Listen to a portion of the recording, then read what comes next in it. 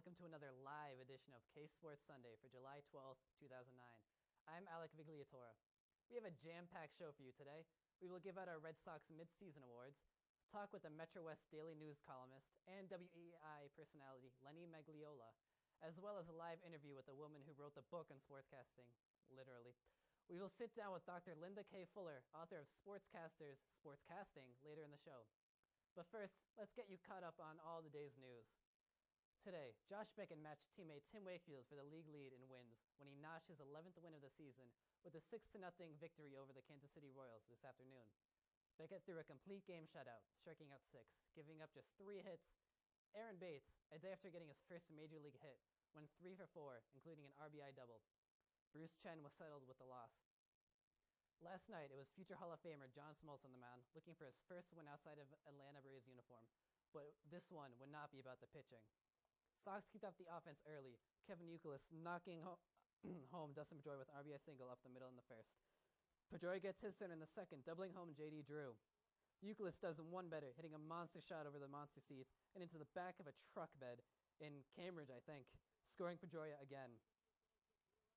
Smoltz then, cruising in the third, striking out Miguel Olivo. Then gets Tony Pena Jr., TPJ looking, and freezes Ryan Friel to strike out the side in the third. Then on to the fourth.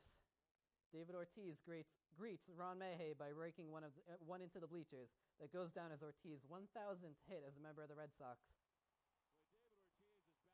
After the eye drops, of course, that helps. That should be enough to seal the deal, right?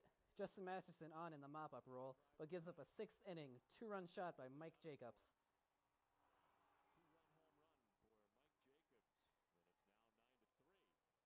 Then it's TPJ with the base knock, which would bring home Calaspo, and that brings on Manny Del Carmen.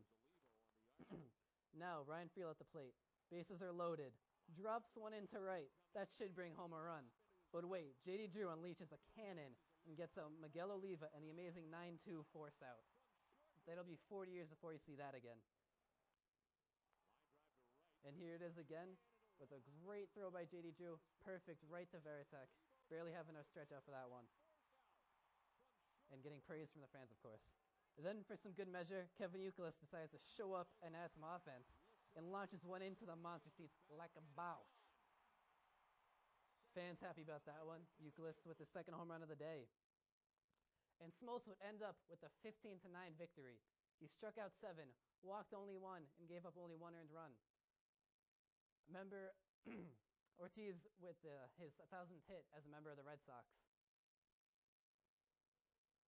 Red Sox All-Star second baseman Dustin Pedroia went 2 for 6 in the game with an RBI, but will not be making the trip to St. Louis next week, citing the need to tend to a family health issue. Pedroia will sit out the All-Star game and will be replaced by Tampa Bay Rays first baseman and Haverhill native Carlos Pena. Last night at UFC 100, Brock Lesnar was able to record a second-round TKO victory over Frank Mir to win a unified UFC heavyweight title. Lesnar suffered his career second loss to Mir a good year and a half ago at UFC 81, but manhandled Mir throughout the majority of last night's fight, knocking him out with a flurry of right hands at the 1-minute 48 mark of round 2.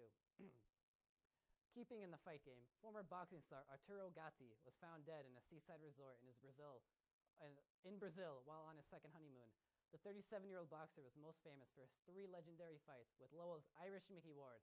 Police are investigating the matter and suspect foul play. And the biggest news of the week was obviously the Celtics signing of free agent forward Rasheed Wallace. YSA's own Ben Weiner caught up with Lenny Magliola earlier this week to get his take on this huge offseason move. So how do you feel about the Celtics picking up Rasheed Wallace? I love it. How's that? No, I mean, because I really think Rasheed's at the point of his career where he needs a change in environment. The fact that he's coming to Boston to play with Kevin Garnett, who's a personal friend, and just the fact that the Celtics sent the president of the team, the coach of the team, and the 3-star players and the owner all up there to see him in Detroit and say, we want you. And that's pretty impressive. It's like, gee, they really want me. So they made a full-court press, if you will, getting him to know that we want you in a bad way because we think you can really help us. And they really need help up front. They need a bigger guy, and Rasheed can play defense, and he can rebound, he can shoot the three, he can post up. So, he's a little bit older. I think he's going to be 36 when the season starts, but I'd say he's got 2 good years left, and that's the length of the contract. So I think it's a big boost. Other teams in the division, Orlando, Cleveland, have made big moves, and the Celtics had to do something. So do you think this would put them over the top to be the favorites to win the NBA Finals? Not necessarily. I think you really have to see how the new guys mesh. Shaq in Cleveland, how these guys mesh with their new teams at the beginning. It certainly puts them in the conversation again, and which wasn't the case last year when Garnett went down. You just hoped they wouldn't get embarrassed in the playoffs because they weren't going to win another championship. A big loss is Leon Poe.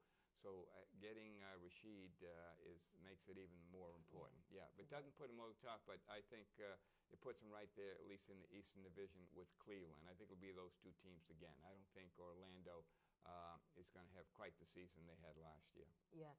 So you've been on WEEI before? Quite a bit. Yeah, and still do it a couple times a week, sometimes as much as 3 times a week. Yeah.